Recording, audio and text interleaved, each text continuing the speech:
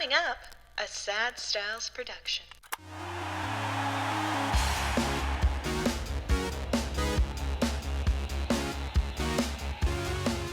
Hello and welcome. My name is Mike Ehrenworth, signing on to the Sign Off, a Frameworth podcast for yet another week. And, we've had a lot of fantastic guests on this show in the past. People of a very high note. We've had a lot of funny episodes. Gus Badali had a 2-episode run, which was now legendary in the Sign Off podcast. We had a lot of positive responses, so thanks to everyone who listened. This week, I am joined, as I have been in the past, by the one and only Brian Ehrenworth, president of Frameworth. And it's just the two of us. And the reason why we wanted to get this episode going was to talk about someone in your life who was an influencer, a friend, a little bit of a mentor in spite of the fact that you guys were similar ages, but someone who was almost a gatekeeper or a guide to a whole realm of business that you had previously not been subject to until you had met him. The reason why you started thinking about this person is because his son is going to be getting married shortly. He unfortunately passed away several years ago, and we... Not his son. No, his not father. his father. Fine, yes. Thank you for correcting me. I'll allow it this time, but next time, you better watch your mouth. No, Mike, listen, if it seems like we're taking these circumstances light in spite of the fact that I just brought up that unfortunately he had passed away, he was one of the funniest human beings, a very great sense of humor, would likely be laughing along with us at little mishaps like that, and as well as maybe trying to trip us up so that he could have some fun at our expense as well. A genuinely fantastic human being. I've spoken a lot about him already. He's come up on this podcast before. Why don't you do the honors, Dad, of introducing the person about whom we're going to be talking and exploring the influence of for the rest of this episode? Well, as I mentioned, the reason that I thought of this topic was because we got an invite to his son's Bobby Brown's wedding with Janelle. We'll be heading down to St. Louis for that. But it brought back so many great memories of Mike Brown. I might get emotional through this thing because Mike was such a good friend. And when you talk about a good friend, he was one of my best friends, but I hardly saw him. Saw him maybe 2 or 3 times a year through the times that I dealt with him. Well, his home base was in Phoenix, I believe, right?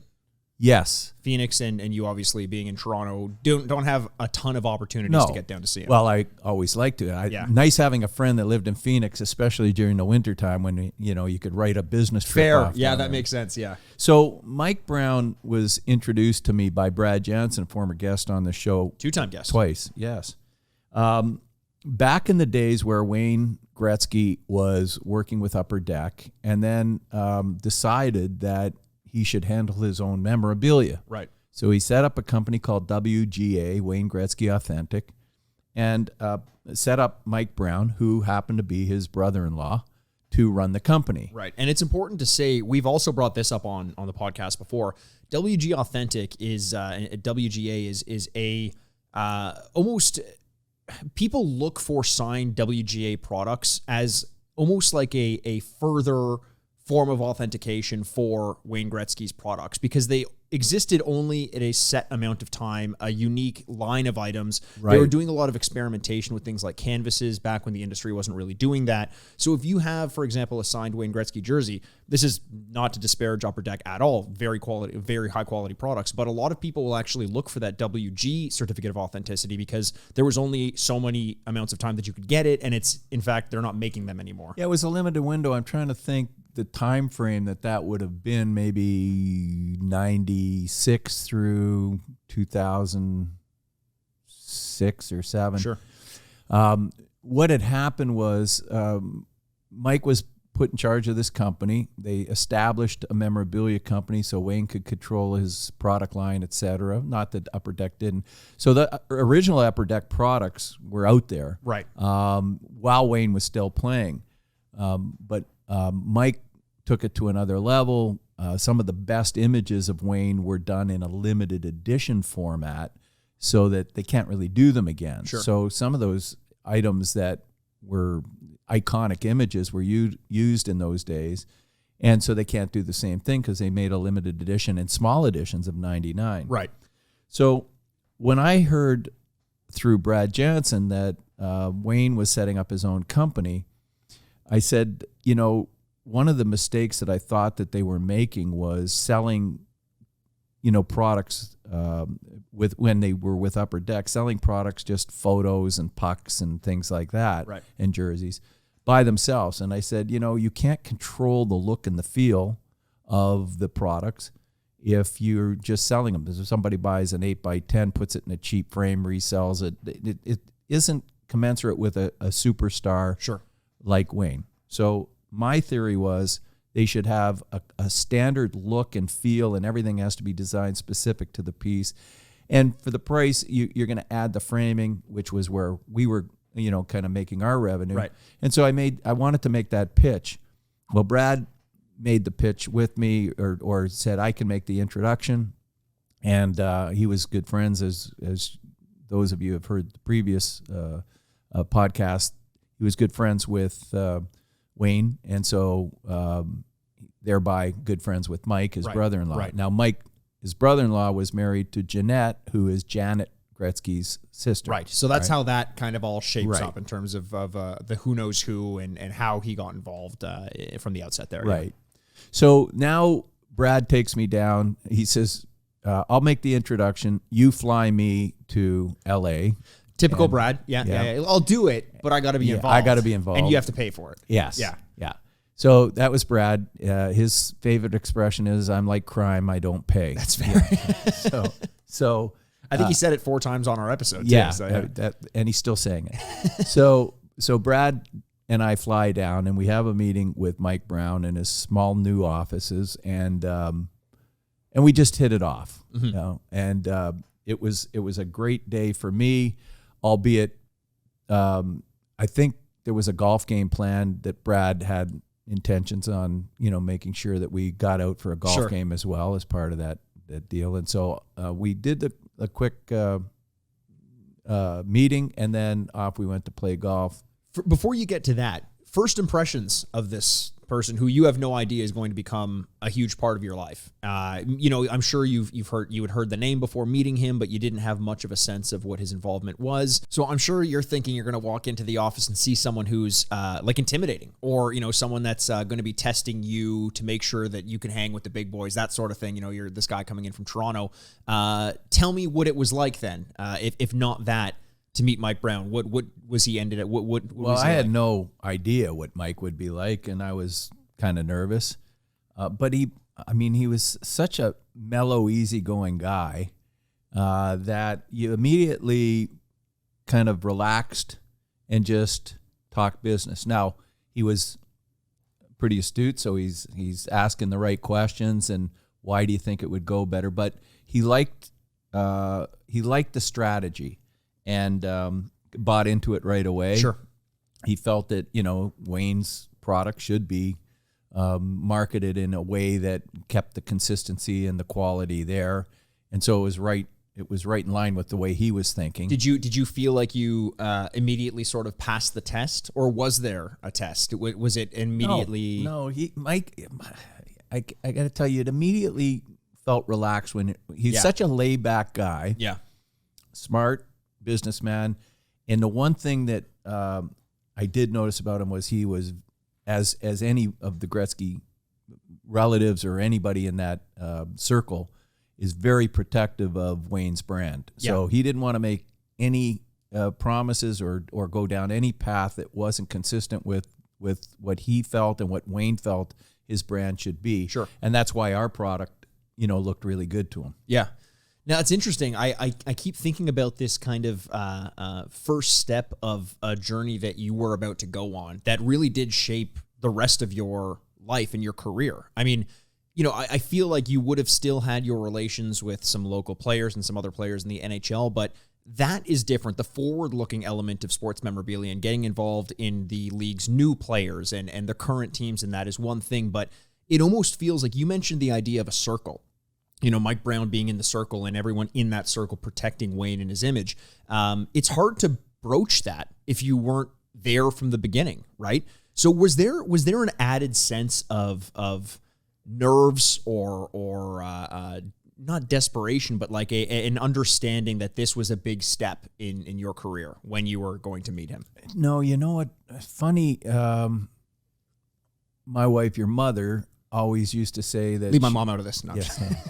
She used to say, I can't believe you go into the meetings that you do and you're that relaxed and that you're pitching these type of people. No, going into meetings, I was always fairly confident in what I was going in with. And so I was anxious. I mean, I knew how big a deal this could be and hoping I could convince them. So, but, almost right up from the offset with Mike, he agreed with what we were saying. And then Mike and we've joked about this before, but when it came to business, Mike just wanted to get the business done and then relax. And so he had a golf game in mind. He loved his golf. Brad loved his golf. I love my golf. So off we go to play golf. And then the next day I was going to stick around and kind of hammer out details. But I think Brad went home that night. We sent him home. And so the next day we met, a little bit later, and about 3 or 3:30, Mike says, okay, we've had enough of this. He says, there's a nice little place along, because he was out and wasn't there something about this meeting too where, you're talking a little bit of business and all of a sudden he brings a putter out? And this is the kind of thing, like, honestly, I love hearing stories about this meeting, because I've always had the mentality that a business meeting does not need to be all the pomp and circumstance that it normally is. There's this weird song and dance. Every time you get a call from a sales rep, the first 5 minutes are, hey, it's X day of the week. Excited for the weekend, or oof, the week is just starting. How's the family? How's this? I'm like, no, none of that. Get it out of the way, and then let's go do something socially and see if we mesh that way. Well, that was it. Mike always had a putter and a little putting thing in his office. He had a big, I think Brad mentioned it last time, a big chair that looked like a baseball mitt that was given to Wayne. And it wasn't a big office. It was just a small little thing in an industrial place with some storage stuff. That's when they first set up. Right. But after a couple hours at trying to hammer out details, and I wanted to, I want to get this down and pricing and all that and what it's going to look like. And Mike just says, you know what, there's a great place along Canyon Road. It's called the Martini Bar. Okay. Literally called the Martini Bar. Yeah. Said, it's where martinis were invented. Yes. No one knows this. It's about 4:00 in the afternoon. Martinis invented so in Phoenix. Off we go, and we sat there and just shot the shit and really hit it off. Yeah. Telling stories, no more business. It was just, what do you do? How did you do this? What have you done in the past? And all that stuff. And then I guess it's about an hour later, and Mike gets a call from his wife, Jeanette. Yeah. As mentioned, Janet's sister. And so, a lot of personal stuff actually started coming out during that conversation. And so Jeanette had been through some trying periods with cancer, and she had recovered. And then he said, "Come on," and he used to call her Knucklehead. "Come on, you Knucklehead! Come on down here." And not all the time, but when she got on him, and and that was his affectionate name for her. And said, "Why don't you join us?" Sure. So she comes down to join us, and we've been there for 2 hours. And now we're into hors d'oeuvres and stuff, and maybe a little bite to eat because we're getting hungry. And we just hit it off. All three of us hit it off. And you could tell there was going to be a friendship forming from that point on. And this was only, 2 days into our business relationship. Yeah. What's funny is there is an episode that we'll do eventually on this podcast, which is about Frameworth's involvement with Tim Hortons mini hockey sticks, the collectibles. And the hoops we had to jump through in the midst of COVID to see that job through to the end. And when it was starting out, I flew to China for 2 days, basically to meet with the factories and make sure that we were all on the same page. And their meetings in China here, just outside of Shanghai, were so similar to what you're describing. It was like, let's get the business out of the way. You've seen the facilities, we can do it. Let's go out for dinner. We'll have some drinks. We'll have some food, and make sure that not only do we can handle the business side, but we need to make sure if we're going to get into a relationship that we get along well. It's like speed dating almost. It's nice way to do it. Right. Well, I think the thing with Mike was when we started eventually designing the line, the good news was, if you can make your client look good to his boss, then that's where you need to be. Of course. The products that we created, that eventually Mike started showing Wayne he loved. Yeah. And he said, this is great. We created a whole product line. What were some of your favorite products that you developed with Mike? Didn't have to be, pitched at that meeting, but in general with WGA Authentic, I know he had a lot of input as well and influenced the product line. But what were some of your absolute favorites that you guys would have come up with? Well, Mike would dig hard for classic photos. Yeah. There's some great images of Wayne from let's say In the Office was one of them, where there was an overhead shot of Wayne behind the net, which was like they used to call that was Wayne's office, right? Because he'd be behind the opposing team's net with the puck, and they couldn't get it off him. Yeah. And if they went one way, he'd go the other way and score a goal. Right. So that was one of them. Over time, he started using inscriptions, but Mike always liked to do a limited edition of 99. Yeah. And it drove me crazy because we could have sold 3 times that. But in retrospect, it was so smart. And if you see Upper Deck and even Frameworth now we're starting to limit small numbers. So it makes it more valuable to the collector. Yeah. Harder to get, sells out early.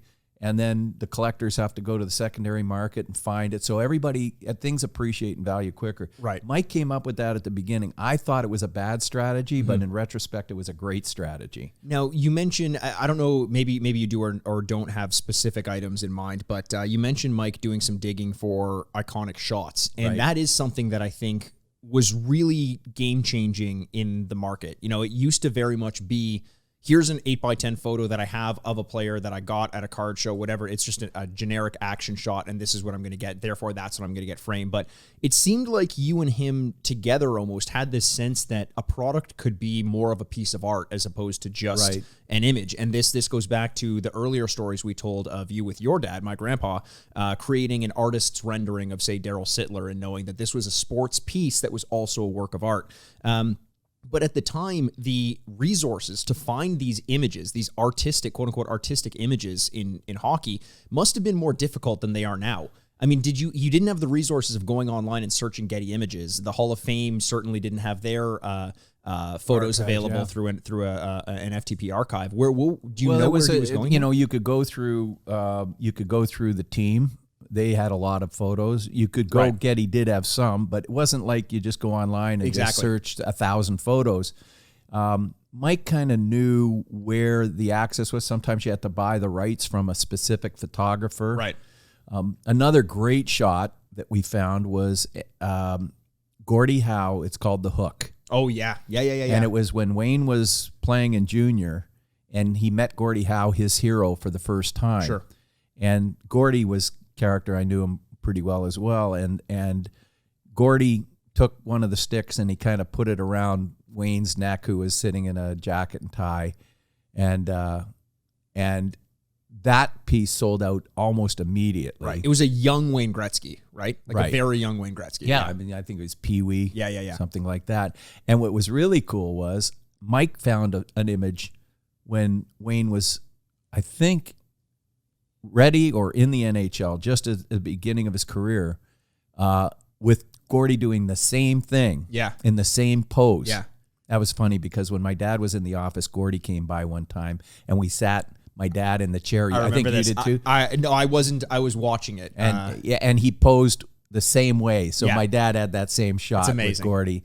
But Gordie was such a gentleman that way. He was always accommodating. So those were the types of images that Mike went through, and we both kind of researched, and we'd frame it up, and he'd tell me he didn't like this frame, he liked that frame, and every piece was designed specifically for that piece. I think that's integral because you have a name like Wayne Gretzky. No matter what, his products are selling. You can put out anything. The products are going to sell. And I think what probably worked so well between the two of you and probably would have kept Wayne happy, and maybe was the initial reason he left Upper Deck, not knowing what he was going through prior to leaving, but was the idea of new products being developed, not only being the best, but also having the most forward-thinking products in his arsenal.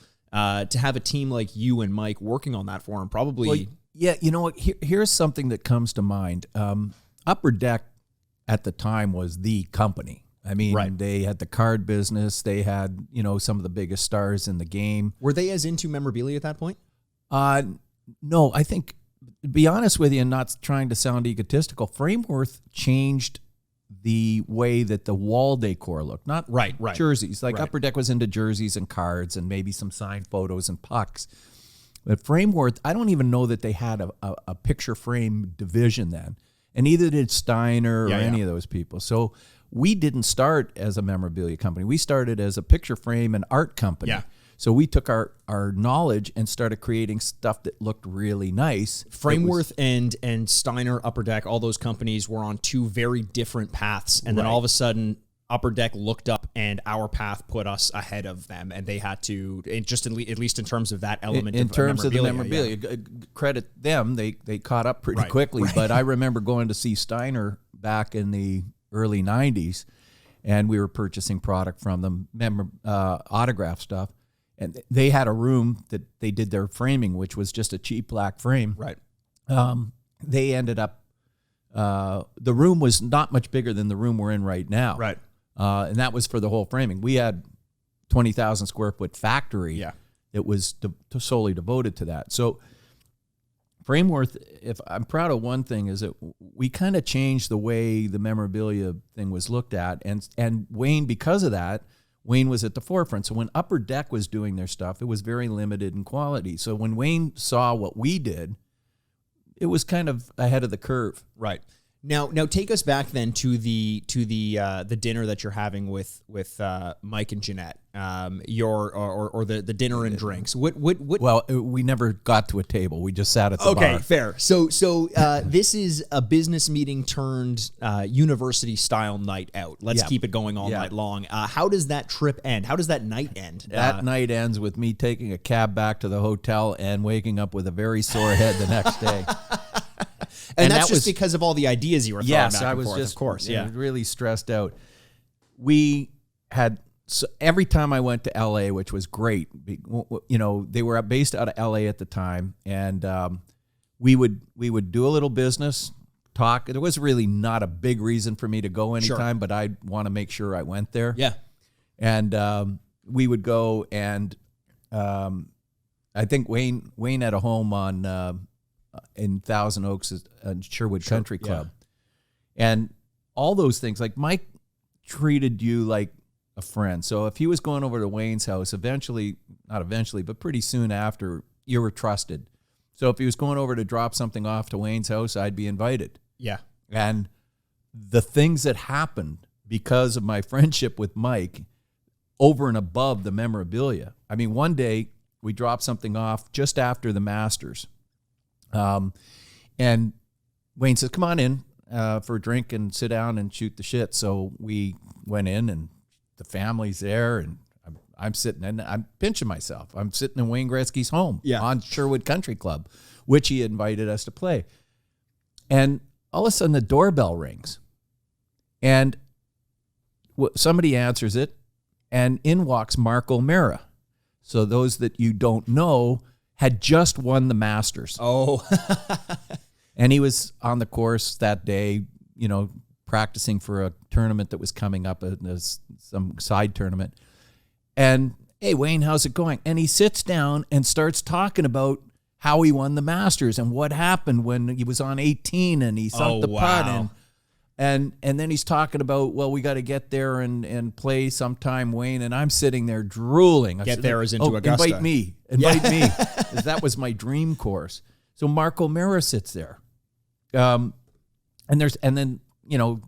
Wayne said, well, let's go play golf tomorrow. And I'd be playing golf. And it was all because of the business relationship, but more importantly, the friendship. Because on a straight business relationship, you do your business and you go home. Yeah. Mike would never allow me to do that. We would play golf. We would go over with Wayne. We'd talk to him. We would go as a family. We'd meet the kids.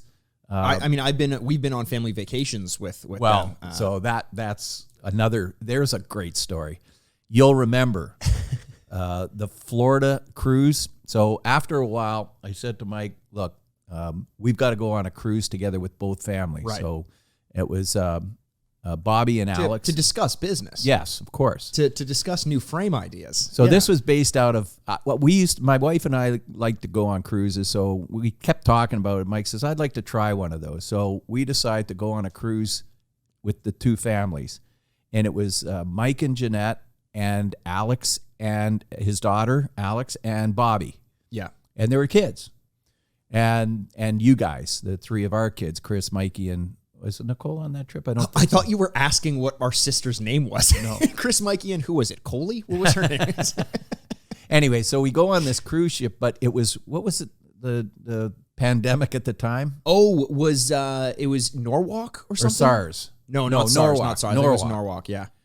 So they were saying on the cruise ship, not like today with COVID, they were saying, okay, if you have any sniffles and stuff like that, you got to let us know. Right.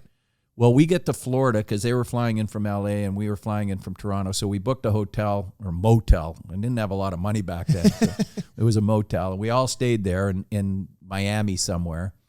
And the next morning, Bobby gets pretty sick. Outrageously sick. Like he's got coughing and he's sniffles and the whole thing. And we said, well, he'll be okay. He's just got a cold. But if we told the cruise ship that he had a cold, we wouldn't be allowed don't on. do this today. Yeah, okay? yeah, we do not advise this. So we get to the thing, and he's coughing and sniffling, and we're checking in, and they're looking at him. And said, he literally got out of the car and threw up. Right. So we get to the front and said, if anything happened, just say he got car sick. Right. And so that's what we told her. Oh, he's just car sick. He has to drive over here. The benefit of hindsight of knowing how bad that actually is. Oh, nowadays. it could have been. Yeah. Well, he didn't have Norwalk. No. But he did have a cold, and we got on the cruise ship, and we had the time of our life. It was not the greatest cruise ship, but in those days, it was the best we can do, and it was just fun that we had with the family. But I think that was a New Year's celebration, and I think that wasn't the first time that you had spent New Year's, and the reason why I want to get into this is to talk about how, you have sports memorabilia and sports marketing as this large entity, thinking that it is kind of just this sterile environment where people take a piece of like a signed photo and frame it and put it on a wall. But there are so many characters involved, as many characters in this industry as there are on the ice in a hockey game, right? And the important element of this is that what wasn't as important in terms of your overall relationship was you guys bringing ideas together. That was happening naturally, right? Because you guys enjoyed your company so much, and then it just so happened that the whenever we got as well. together, we'd play golf, we'd have drinks, and we'd brainstorm. Yeah. And it could be in any environment. It didn't have to, it was very rarely in his office. Right. So we were talking about different jobs that came about. One was the biggest job, I think at the time, it was definitely the biggest job that we ever did. Wayne had a relationship with Ford. Okay. And Mike said, we got to come up with something that they can give away. And I said, well, how many units? And I think he said it was in the thousands. Right. What's it for? Well, every time they want to give something away to anybody that test drives a Ford and utilize Wayne Gretzky. So we came up with this little framed piece with it actually couldn't have Wayne in uniform because that would have been a violation of the NHL. So it was just in practice uniform, talking over the boards to his dad. That's typical. If we can just pause there for a second, of if you may not have noticed this, but you will now that you hear it from us. Anytime you see a celebrity endorsing a product that isn't specifically also licensed or endorsed by the NHL or the NHLPA, look at the jersey that they wear. It'll never have the logo on it. It's very often just similar colors to give you the sense of like, oh, this was his Oilers uniform. Or a headshot. Yes, exactly. So that was $1 million job for a company that was doing probably $4 million, $5 million in sales at the time. So it was literally 15, 20% of our overall business. Right. And that's what Mike and I developed. Mike in particular, he came with the opportunity. We came with the product. And literally Ford bought thousands of these things. The other big one was Wayne's relationship with Budweiser over the years, because in the States, he could have that beer kind of contact. Back in those days, you couldn't have a current player associated with an alcohol. I think it may be the same thing now. I think nowadays it's the same, because I remember Georges Laraque at one point, like 10 years ago, had a commercial with an alcoholic beverage and got in a lot of trouble. Alcohol's one thing. Beer now, you'll notice that the and there's another thing that we helped Labatt develop was with images of the players on the can. So that's changed. Right. And I think it changed with the wineries and Mike Weir Okay. and all that. So, but anyway, Budweiser wanted something to give away to their bars and restaurants. And if you recall, Wayne did a commercial for Budweiser where they shrunk him down to the size of a bubble hockey game. I actually remember this. Yeah. And so Wayne was on the ice with bubble hockey players. Yeah. And they all had little French Canadian accents, Yeah. and then they were talking to him, and who's that guy? And he's the great one, and da-da-da. But they were bubble hockey guys, except for Wayne. That's awesome. Who looked like a bubble hockey player, but it was him. And it was a classic commercial. Yeah. So they wanted something. They didn't ask for something. Mike and I developed a product where I said, Mike, get me a couple of bubble hockey players. So he found them. And then we embedded them in a deep frame with Wayne's picture in the background. He autographed it. So Wayne's picture from the commercial Yeah. of him playing hockey with the bubble hockey guys. And then we put the actual images of the hockey players, or the actual hockey players, The actual little plastic figures. figures Yeah. inside the frame with little handles so you can actually move them. Amazing. That's So you got an amazing. autographed Wayne Gretzky photo and the bubble hockey. If you've got one of those today, I do. I kept one. Do you really? Yeah. And maybe Bobby does too. I don't know. I hope he does. Bobby, Mike's son. Yes. you mentioned. And those pieces will go for big bucks now because they're very rare. I mean, they were in bars and restaurants, and I'm sure half of them got stolen Yeah. because they were pulled off the Yeah. wall because they were so popular. That was a huge job. Budweiser didn't ask for it. But if you build the right thing and you present it and you're willing to spend the money on it, they don't all go. But that one went, and that was another massive job. And that was Mike and I kind of playing around with some ideas, probably over a few martinis. I was going to say, I love the idea that you guys are sitting at a bar together and you're just like half in the bag. You know, it'd be great is if you could reach into the frame and actually wiggle around the little bubble hoppy guys. Yeah, And yeah. it's like that just coming out of Well, nowhere. you know what? I should say this. Mike was more of a beer drinker. Okay. So Not the we'd martinis. always go, well, no, we do the martini thing, but Budweiser was always in his fridge, and then he introduced me to Mick Ultra because that was the low carb thing since we drank so much Yeah, fair. for the beer. So we didn't want to gain the weight. You know? Yeah. That's fantastic, and that's a great example. You know, I was talking about some of the product ideas that would have come up, you know, during your time brainstorming with Mike. Do you have time to tell a quick story? One of my favorite pieces of all time would have been the Pond of Dreams piece. Was that an element of WG? Was you involved with so that? again, we were at the 2000 All-Star game in Toronto. Right. And this was a commercial that many of you of our age or even younger might remember. But I was at the game, and Mike came to town, and we're looking at the big screen in the center of the scoreboard, and they ran this commercial where Wayne, Mario Lemieux, and Gordie Howe, wasn't and it? Gordie Howe. Yeah. Bobby was supposed to be there. I think we've talked about this before. We're walking through the woods way up north, talking about the game and how they play it and all that stuff. And as they come to the pond, out through the woods, out on the ice, they see people playing off in the distance, and it turns out that it's Mario Lemieux, Paul Correa, Jaromir Jagr, and can't remember the fourth, and Eric Lindros. Right. So they were playing shinny out in the pond. And so they skate over and they look at the three guys, the elder statesmen, and they go, "Hey, you want to join us?" And they turned back and they said, "No, guys, it's your game now." Oh, that's nice. Right? Yeah. The way it was done almost brought tears to your eyes. Mike's sitting there looking at me, and I'm looking at him. And said, think we can get a still shot of those three guys walking through the woods, even in their winter coats. Yeah. And so we started doing the homework, found the piece, brought it, and Mario, Gordie, and Wayne signed it.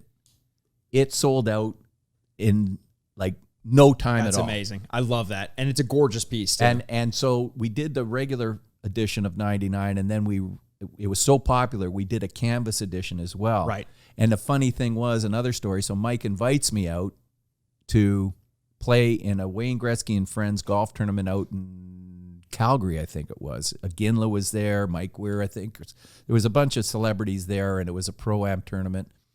And I ended up playing with, and I didn't know who he was, but my wife was a big fan of and I can't remember the guy's name, but he was one of the stars, and I think still is. He plays Nicholas on The Young and the Restless. Oh, okay, yeah. So we kind of hit it off, and he was talking about that piece, and I missed that. I wanted that so badly, and I said, well, geez, I'll send one to him. So I sent one to him because I had a few tucked away. But there's another thing that I got invited, and tell you how things, again, fortuitous, and I think I've told the story. As I'm flying out there, I'm sitting next to the president of MasterCard, who was going out to the same tournament. And from there, we developed a lot of business with MasterCard because we found out that we're both friends of Wayne, and he was a sponsor. And I said, let me develop some products for you. So all of that, you put yourself into place, all because Mike Brown and I, and Mike Brown in particular, he just saw it. We both looked at each other and said, that's a piece that will sell. Yeah. And we did the Pond of Dreams. I love the idea of, selfishly doing this podcast to shine a light on the people who have had so much more of an influence than anyone realizes, unless they're like really inside the weeds with sports marketing. I mean, even the past couple episodes, we had Gus Badali on, and you called me out for saying, he isn't only associated with Wayne Gretzky's name. He is a name in and of himself, which is absolutely true. However, I would love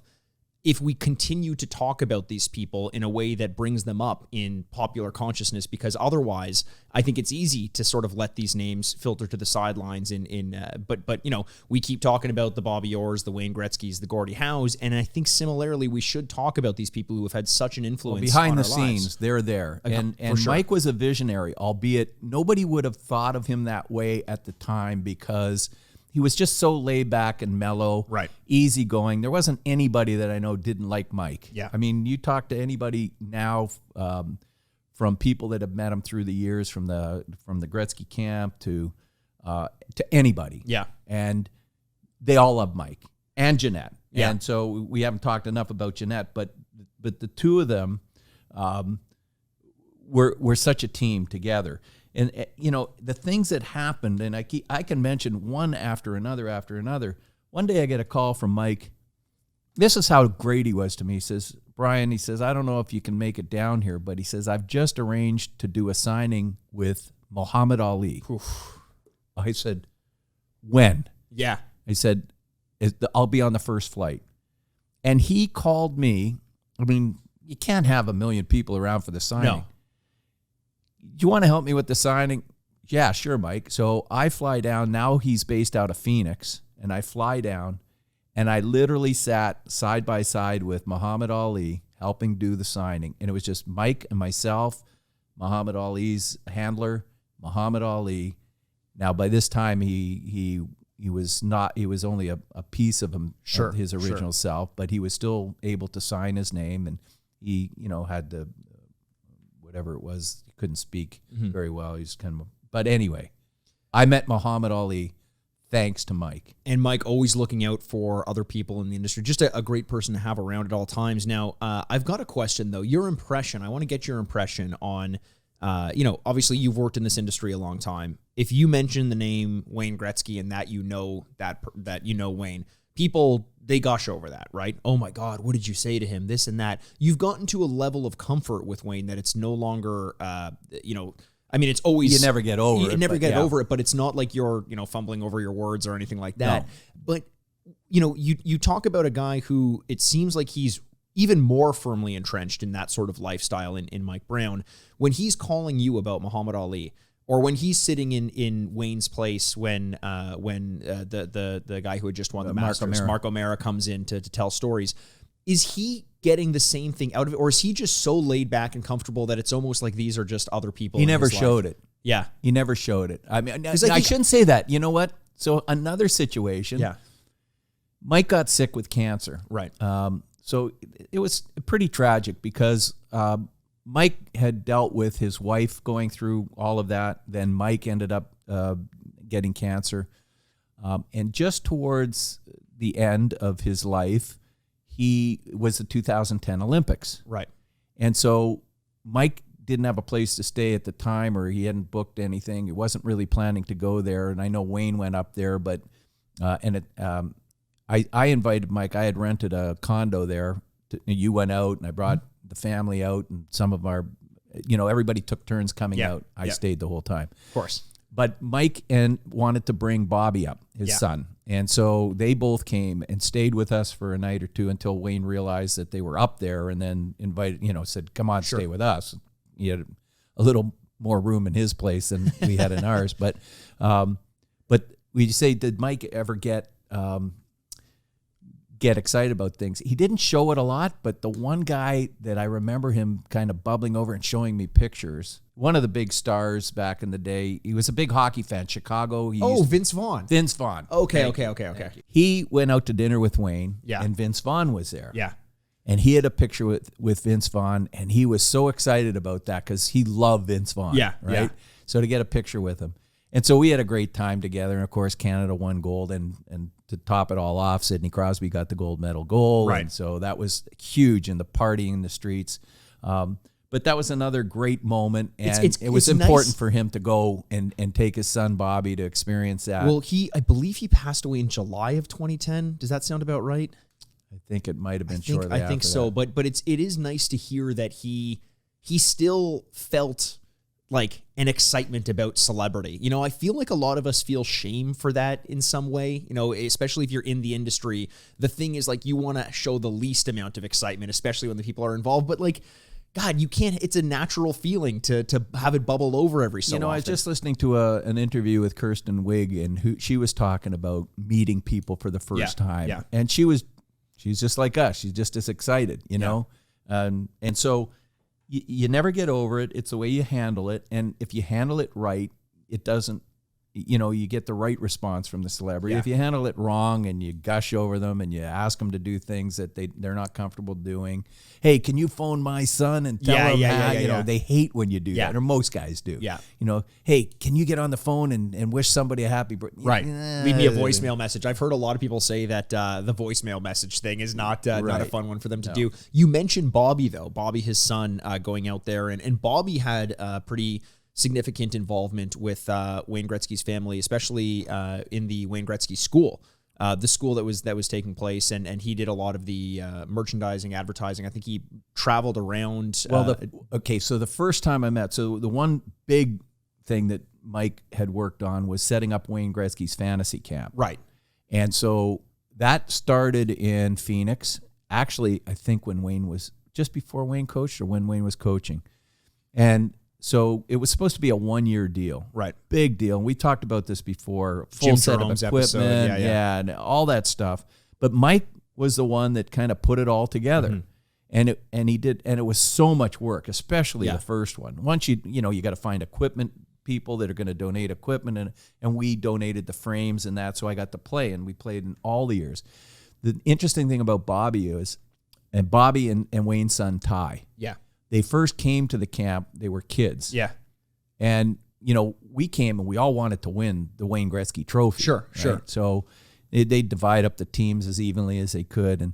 But Wayne was so good, he'd always invite a friend or two. It didn't matter whether a movie star that couldn't play hockey but wanted to be on the ice, or it didn't matter. And they were going to fit in. You didn't say anything, but you didn't really want them on your team. Sure. Not that I'm the greatest hockey player, but you wanted the best players on your team. Yeah. And now Wayne's throwing there was some guy that did a movie, I forget his name, and he's on the ice and he can't skate. And now we got to put up with this guy, and he certainly shouldn't be on my line because the two of us together. And when Bobby and Ty first came out, it was just kind of a thing that Wayne did, and they weren't that good at the time. Sure. The first year or two. They were too young, I would assume, to really really they were compete. just learning the game. And but towards the end, I remember this. Everybody wanted Bobby and Ty on the team. Yeah. And I remember the last year that we won, Bobby, he took the puck from center. Oh, we had a shootout at the end to decide. Yeah. And now by this time, Bobby was now playing some junior hockey and playing at a very high level. And he did one of those toe drag upper shot. It was just amazing. It's so good that my dad doesn't even know how to describe it properly. He goes in on the guy, and I was just in awe watching the kid that we didn't want on the team saying, I want that kid on my Yes, team. He could play hockey. I was always kind of on the sidelines. I would watch most of those matches with Mike's daughter, Alex, Yes. Alex Brown, who had a very significant involvement with the fantasy I camp, always thought especially. you two should get together. All right. Sorry, Alex, if you're listening. But we would watch it. She had a very significant involvement with the camp, especially in the later years. The organization of it, the management of it. I always felt bad because I felt like I was freeloading when I was there. She was, always busy. Well, you ended up having to do framing at one point. I did have to do framing, a little bit of manual labor. The blisters on my hands, I've never recovered. It was tragic. It was tragic. But so Alex would come out every year and help out as she got older. Bobby would play and also help out, move equipment around. I mean, they had trainers and all that to do most of that. And then Ty, who became a very good hockey player, with Bobby. And then, so you started out by saying the hockey camp. School, so then Gretzky Hockey School is something that Ty put together. I think Bobby, I'm not sure if he's still involved, but was helping out in the early stages. Definitely was in the beginning, coaching and teaching and doing all that stuff. And right now, Ty's camp is highly sought after. Yeah, and not because Wayne Gretzky's there, because he has showed up from time to time in various places, mostly by surprise. Sure. There's no guarantee Wayne's going to be there, but he might be there. But it's not about Wayne being there. It's about the quality of the camp. Right. And it's a really good camp. It's hard to get into it. I understand. You got to book it. And he has different ones all over the place in Idaho and Edmonton and Toronto. Well, look, I feel for Ty. I know what it's like to have a very successful father and to kind of live in their shadow a little bit. And we do the best we can. I've heard some people say this podcast is good in spite of the fact that the co-hosts are not in spite of, with help of the co-host, but could have been good without as well. I don't know. You let me know in the iTunes reviews. But there are some special moments. I mean, I remember Mike inviting us down. So this was how close friends we were. His daughter Jenny was getting married to Jeff Tafe, who actually was in the NHL for a number of years and then went over and played in Russia. And so the wedding was in Phoenix. It was 100 degrees. And so we said, well, what are we going to do? The wedding starts at 4:00. It was an outdoor wedding. It was beautiful at beautiful resort there. I can't think of the name. But anyways, so Mike says, well, we're going to just go to the pool until the wedding starts at 4:00. So we get there at noon and we have there's a cooler full of beer. At 3:00, Mike's wife, Jeanette, comes walking over and says, Mike, what are you doing? He was beet red. Oh, no. He's got to walk his daughter down the aisle. And we've had about 10, 12 beers during the afternoon. Yeah. And you didn't even feel them because it was so hot. Right. And we never left the pool other than go to the bathroom. I'm not sure anybody ever went to the bathroom. I know is the pool was 2 inches higher by the time you guys left. Yeah. So we ended up, but the wedding was beautiful. And I still remember they played the song Somewhere Over the Rainbow by Israel. Hawaiian singer. I went and got that after. So the memory from that leads me to the invitation that I was a little surprised to get because we don't stay in touch as much as we used to. But Bobby invited us to his wedding in St. Louis with Janelle, and there's so many J's in that family now. And so we're thrilled to be going. Lori and I are thrilled to be going out there to be part of that wedding and look forward to seeing Bobby and Alex and the whole family at that time. But that was quite a thrill. So that's pretty special. The one thing I want to make sure we talk about as well is Mike's wife, Jeanette, who's always been a heavily involved in everything that he does. I mean, you mentioned night one from you guys hanging out. Jeanette made her way down there. Was she also pitching in on these ideas? Was she getting involved in some of the business? Not so much the ideas, but you could tell she, like most women, are the core of the family. Sure. They got to keep the house in order, not figuratively, but they kind of keep everything in line. Sure, but sure. you could tell the love between the two of them was just incredible. And her, I mean, I remember seeing Jeanette at the Wayne Gretzky fantasy camps just being the center of attention all the time. Whether she liked it or not, people, like, you're in a room full of celebrities, some of the best hockey players of all time, and people are going over to her table to talk to her, which is just, she could light up the room. Right. And so Mike started the camp.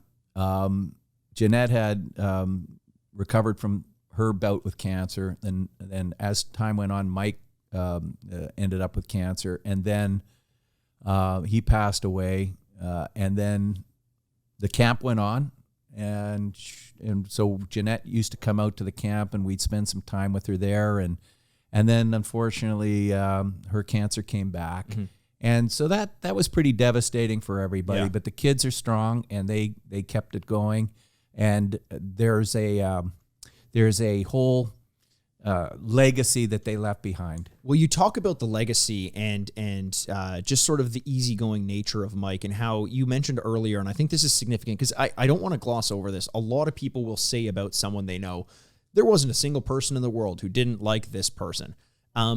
But that's not always true, even though you say it. But with Mike, it was. And to demonstrate that, as part of the Wayne Gretzky Fantasy Camp, they actually named an award after Mike to commemorate him for just, an overall good human being taking part in the camp, who's either been there for a long time or demonstrates, friendship and is just a crowd pleaser and a good overall person. That's who that award would go to at the end of each of the Wayne Gretzky You know Fantasy what? Camps. There's an interesting story about that too, because when I signed on to the camp and I was doing kind of a contra deal with Wayne for the framing, so I really wasn't eligible for any of the awards that he would hand out. Wayne used to hand out tons of stuff, autographed jerseys for the most improved player or the best sport or whatever it was.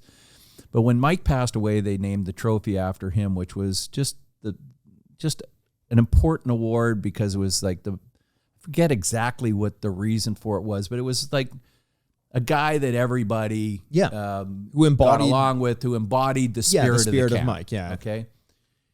And so I'd sit and watch everybody get all these awards every year, and it was great to see my friends and all those guys that we developed friendships with who are still friends today.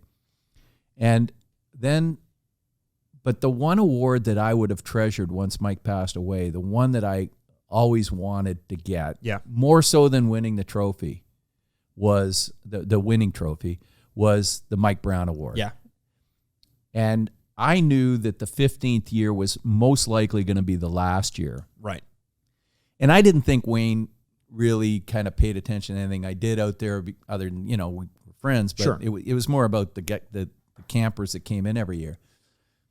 The last year that we played, I think it was the 15th year, we ended up winning the trophy. And then The tournament trophy. trophy. And then they were handing out the other awards, and the last one that they called out was Mike Brown Award, and he gave it to me. Yeah. And I was just, I tried to speak, couldn't speak. It was just so awesome. Yeah. And such a tribute to Mike's legacy that, and not to Mike's legacy, to our friendship, that Wayne would have thought to give me that award, Right. knowing how much that Mike meant to me. Yeah. So that was pretty special. That was a great moment. I was there for that camp, and I remember everyone knowing how much that had meant to you. So it was a really special moment. I mean, that was one thing I did love about those camps was, I hesitate to explain kind of what the camp is about because there's always this undertone of it's a very expensive get together. There's only so many people who are able to take part, Right. Because not everyone can afford to do so. So it's tough to kind of pile on top of that this sense of camaraderie, and it was great, and they were all great people and everything. But that truly was the case. It was a bunch of fantastic people getting together. The friendships that you grew just as a result of being there were incredibly strong. You're still in touch with a lot of them. I'm still in touch with a lot of people there. So it wasn't just about winning an award because, Wayne Gretzky gave you an award. It was about this recognition from this community that you've become a part of over the last 15 years of the history of that camp. It was really special. Still very close. In fact, I got a nice messenger note from Jason out in Australia, Perth, I think, saying how much he enjoyed the podcast, and so shout out to you, Jason, again, and all our friends from Australia who made the big trip to LA for those camps. And Fraser and all the guys that were there. And matter of fact, it was an expensive camp, but from time to time, Wayne would make a promise to somebody that, hey, we want you back next year, and knew that the guy might not have been able to afford 2 years, maybe spend, and gave out a free pass to a number of guys that over the years to get them back. Yeah. And especially if there was a good goalie that was a good guy, like that he would say, hey, you know what? We need good goalies here. That's the common denominator. You got to have good goaltending for every team. You can't have a really weak goaltender. Other than Eddie Mio, who I once scored upon through fluke deflection or something. I don't know, but anyways. All right, so we're running a little low, so let's start to taper off. I know you got your notes there. Well, I've got a couple of things that I wanted to. Well, we talked about New Year's Eve. The second one that we spent was in Phoenix, where we left you kids. I was going to say, Kate. So growing up, like here, this speaks to your friendship, or maybe your lack of parenting to me.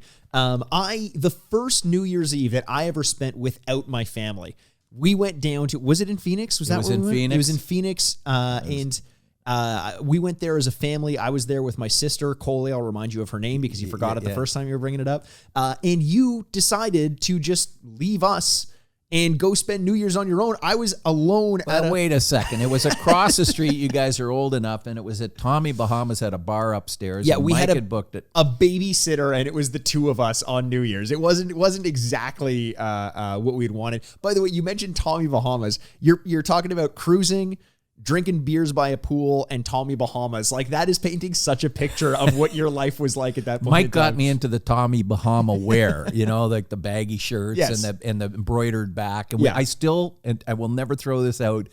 It's got that New Year's, they had them at the bar that night as gifts. And it's a Tommy Bahama shirt. Probably never wear it again unless it's a costume party.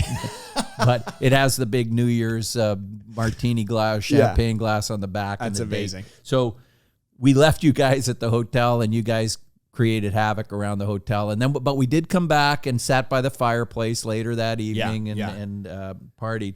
But the other funny story, and this might offend some people, but Mike at one point wanted to know if we wanted to, I don't know, there was some business deal that he wanted to get into with somebody else. So he brought somebody in from Vancouver, and we all met in Yorkville, which is a Shishi area in Toronto. Right. At a new place, restaurant called One. Okay. And it had, it was a brand new, what's the chef's name, McEwen or? I don't know. Mark McEwen, I think, was a big name guy. If his last name doesn't end in McDonald's, I don't think I know who this guy is. So it's a beautiful summer day. We're all out in the patio, and we're having a few drinks. And then we order lunch. Right. And so they had a gourmet burger on the menu. And this is, I don't know, 2006, 2007. So this is a new restaurant. We're having lunch, and Mike orders burgers. And so I'll have a burger too. So we all had burgers. And Mike insists upon picking up the tab. Yeah. So he looks at the bill, and he just about shit himself. Not only the drinks, but he says, they're charging $15 for a burger here. He was just, Mike was never a tight guy, never worried about it. He didn't have Wayne Gretzky money, but he was fine. But it was more the shock that it was $15. And then this is like 15 years ago. This is before burgers were supposed to be anything but $2. Right, yeah. Right. So, but this is a Mark McEwen burger, right. So this is going to be, it's a gourmet burger. And it was a really good burger, but $15 at the time. So now we finish paying the bill, and he's still shaking his head. We walk across the street, and there's this homeless guy, and he's got a coffee cup out. And he looks right up Mike, and he says, can you spare $1? And Mike says, normally I would, but I just spent $15 on 4 burgers each. He says, I don't have anything to give you. And it was so, I mean, that wasn't polite, not politically correct, but I just had to turn my head and I just cracked up laughing. But that was Mike's sense of humor. No, I got no money. I just spent it all on I a just $15 spent on burger. a 50. Are you kidding me? I just had a $15 burger. Like, that's going to make the guy feel better, right? What can I tell you? That was Mike, and we had the great times. Yeah, you know what? I'm glad we got this episode on air because I think it's important to draw attention, as I mentioned earlier, to people like Mike, who had such an influence on this industry and may not otherwise be known by people who probably own a piece that he had a hand in making. You know, Well, if you can find a WGA piece out there, yeah. pick it up because it's only going up in value. Exactly. And I don't usually say that because I always kind of go on the mantra that you buy what you like, and if it doesn't go up, it doesn't go up, but you still have a piece you like. But in these particular cases, the Wayne Gretzky stuff is going through the roof anyways, but a WGA piece, 99 in the edition, they can't do any more of them. Yeah. That's a good value. Limited for so many different reasons. So Mike Brown, hopefully, kind of scratching the surface on all of the things that he's done in this industry and in so many ways over so many years. I know that he had an incredible influence on you as well, not just as a friend, but as sort of a business partner. Anything else that you want to say? Yeah, to take us out? I'm looking forward to seeing his son and the whole family, Mike's kids, Bobby and Janelle. Congratulations on your upcoming nuptials. And looking forward to see Alex and the rest of the family out there. And I know his Janet's mother, I think, just turned 100 years old. Wow. Yeah. So looking forward to seeing whoever is in attendance at the wedding. And I just wanted to do this in honor of your dad, Bobby, because he was such a special man, and your mom. Mm-hmm. Fantastic. Great words to go out on. Another great episode in the books. Thank you so much for joining us. I hope we gave you a little bit of insight into our industry that you may not have otherwise had. Once again, for Brian Ehrenworth, president of Frameworth, and myself, Mikey Ehrenworth, this is us signing off.